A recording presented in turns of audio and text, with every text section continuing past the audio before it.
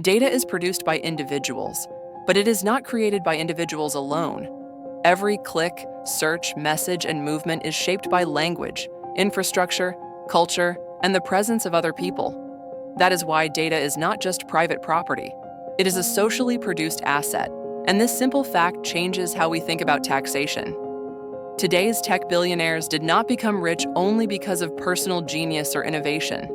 Their wealth was built on billions of users' behavioral data, social relationships, and collective activity. Platforms do not merely sell services. They extract, process, and monetize social life itself. This is not ordinary profit. It is rent. More than 200 years ago, Thomas Paine made a similar argument about land. Land, he said, is a common inheritance of humanity. If someone privatizes it, they must compensate society as a whole. Data follows the same logic. No individual creates a data ecosystem alone.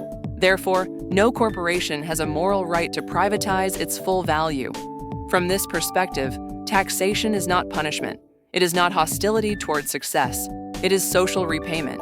If wealth comes from collective cooperation, then society has a legitimate claim to a share of that wealth. This leads to a new principle: data rent taxation. Companies should be taxed based on where data is generated, not where headquarters are located.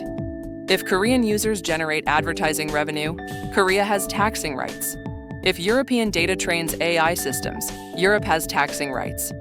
This is taxation at the source of value. A second tool is the windfall profit tax.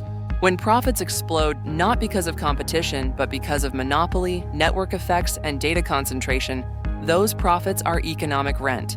Rent should be taxed more heavily than labor. This is not radical. It is classical political economy. Third, global digital corporations must face a higher minimum corporate tax. Without this, they shift profits to tax havens while extracting value from real societies.